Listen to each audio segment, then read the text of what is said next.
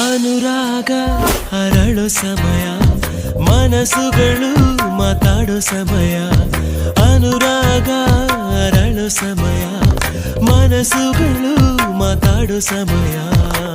ಚಲಿಸು ಓ ಬೆಳ್ಳಿ ಮೋಡ ಇಳಿದು ಬಾನಿನ್ನ ಕೂಡ ಕುಳಿತು ಮಾತಾಡೋ ಆಸೆ ಆಗಿದೆ. ಅವಳ ಅಂದಾನ ಕುರಿತೆ ಮನಸ್ಸು ಬರೆದಂತ ಗೀತೆ ಬಳಿಗೆ ನೀ ಬಂದು ಕೇಳಬಾರದೆ.